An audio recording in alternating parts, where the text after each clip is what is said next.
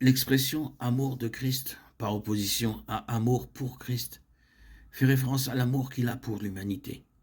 Son amour peut être brièvement défini comme sa volonté d'agir dans notre meilleur intérêt, en particulier pour répondre à nos plus grands besoins, même si cela lui a coûté tout et même si nous étions les moins dignes d'un tel amour, de cet amour que l'on appelle l'agapé.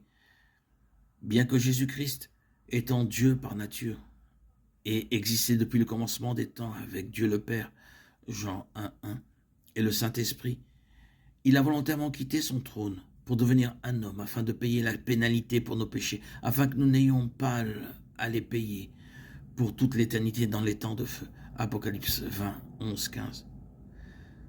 Parce que le péché de l'humanité a été payé par notre Sauveur sans péché, Jésus-Christ.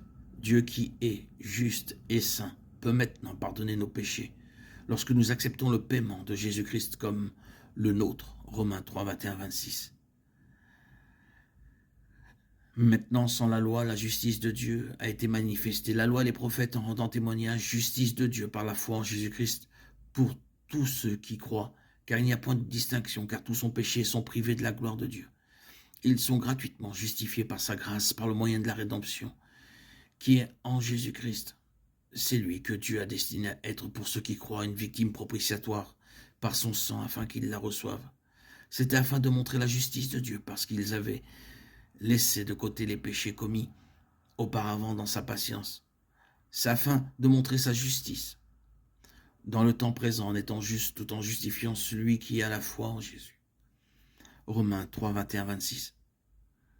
Ainsi l'amour du Christ se manifeste dans le fait qu'il a quitté sa maison au ciel, où il a été adoré et honoré, comme il le méritait pour venir sur terre en tant qu'homme, où il serait moqué, trahi, battu et crucifié sur notre croix, la croix, pour payer la pénalité de nos péchés. Ressuscitant entre les morts le troisième jour, il considérait que notre besoin d'un sauveur pour nous libérer de nos péchés et de leur châtiment était plus important que son propre réconfort et sa propre vie. Philippiens 2, 3, 8. Parfois,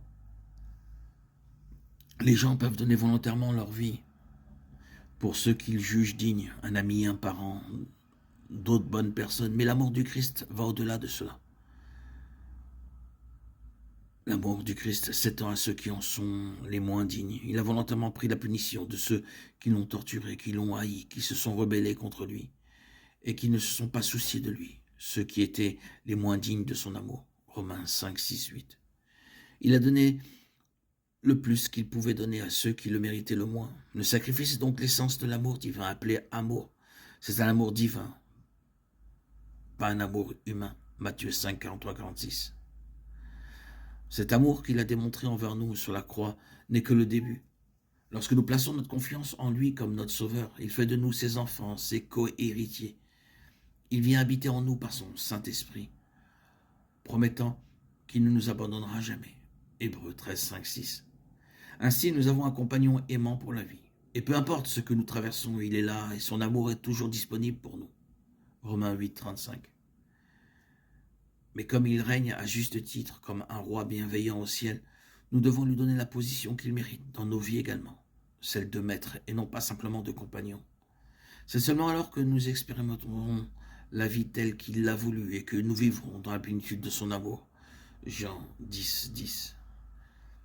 Le voleur ne vient que pour voler, égorger, détruire. Moi, je suis venu pour que les brebis aient la vie et qu'elles soient dans l'abondance.